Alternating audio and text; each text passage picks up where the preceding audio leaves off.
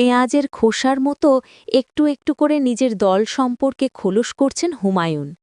নিজের লক্ষ্য আগেই পরিষ্কার করেছেন, টার্গেট তার ৯০। দ্বিতীয় দিনে এটা স্পষ্ট করেছেন, মিমের সঙ্গে জোট কথা হয়েছে সেলিমের সঙ্গেও। তৃতীয় দিনে স্পষ্ট করেছেন, তারাই হবেন ম্যাজিক ফিগার।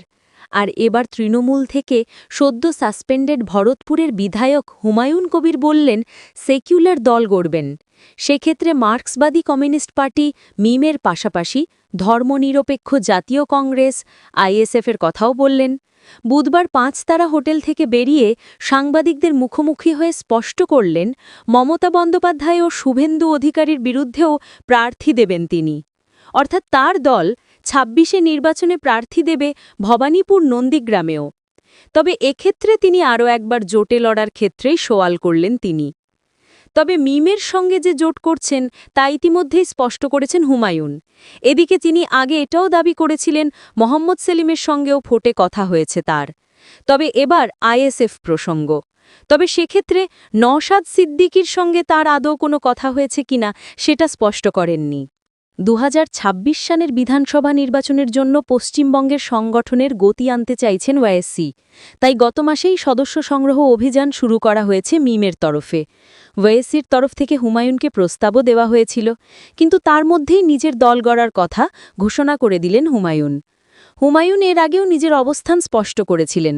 তিনি জানিয়েছিলেন, তার কাছে আগে জাতিসত্তা, তারপর রাজনৈতিক দল। তৃণমূল থেকে সাসপেন্ড হবার দিনই ঘোষণা করে দেন, ২২শে ডিসেম্বরই নতুন দল গড়ছেন তিনি। তবে তার লক্ষ্য সরকার গঠন নয়, বিধানসভায় বিরোধী আসনে বসতে চান সদ্য তৃণমূল থেকে সাসপেন্ডেড ভরতপুরের বিধায়ক হুমায়ুন।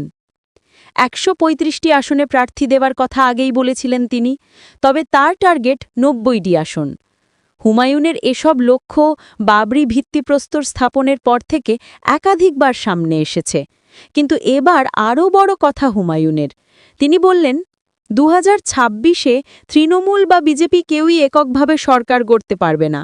যিনিই মুখ্যমন্ত্রী হন না কেন, হুমায়ুন কবিরের সাহায্য নিতে হবে। আমাকে না নিয়ে কেউ মুখ্যমন্ত্রী হিসেবে শপথ নিতে পারবেন না।